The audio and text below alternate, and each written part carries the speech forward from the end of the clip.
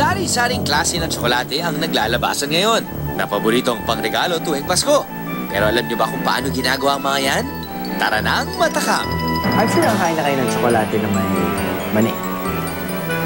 Tsokolate na may raisins. Tsokolate na may siling labuyo. Katulad nito.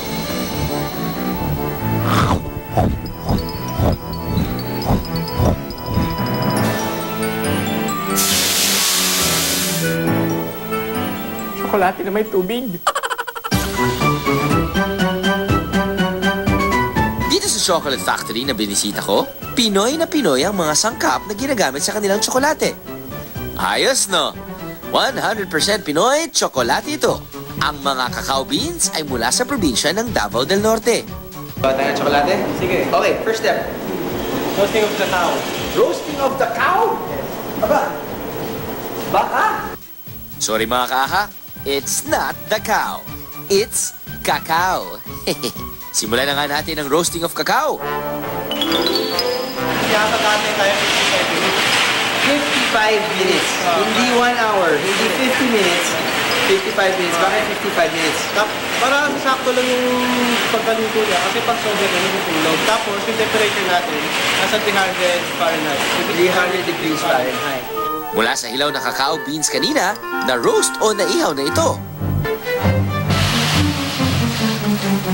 So, medyo mainit pero Medyo init pa yan. Sobrang init yan. Eto na! Pagkatapos ay dudurugin naman ang mga ito sa cracking machine.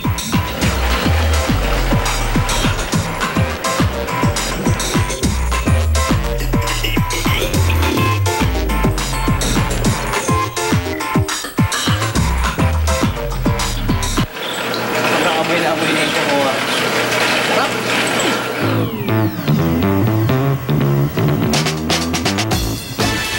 Sa winnowing, hinihiwalay ang balat o shell ng kakao. Ito ay mano-manong pagboblower sa cracked cacao beans. So, pagkatapos i-crack yung mga cocoa beans natin, gawin na natin liquid form. Or pwede na natin gawing chocolate liquor, no? O mga kaaha, pansinin nyo, gagawin natin liquid form ang kakao kahit walang tubig tayong inilalagay. Abracadabra! O ha? Magic? Hindi. Dahil sa taglay na theobroma oil ng bawat cacao bean, kaya madali itong maging likido. Itong process na to, gagawin niya at least 2 times para mas maging pino. Mas fine yung maging consistency. Ang purong cocoa liquor na ito ang ginagawang mga tableya at iba-ibang uri na ng tsokolate.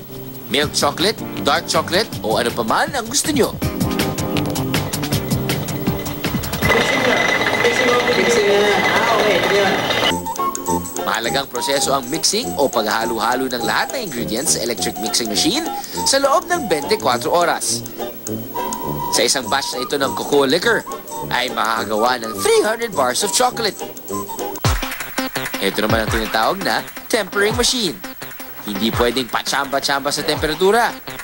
Pag nakikita natin ng mga bata parang ito na yung chocolate fountain nila Kapag hindi na temper ng maayos ang tsokolate, maaari itong matunaw kagad at hindi mamolde ng maayos. Napapansin ko na may vibrating tray. Bakit importante yung vibrating tray? Importante ito yung paglabas ng molde para matanggal yung air pocket ng solid. Kaya wala siyang paglabas ng bar, wala siyang mga Solid. After yan, nilalagay na ngayon sa ref. Okay, after 5 minutes sa freezer, tatanggalin na nila yung tsokolate sa molde, matigas na. Lalatag nila ngayon dito sa tray, ready for packing. Now, it's time to pack those yummy chocolates.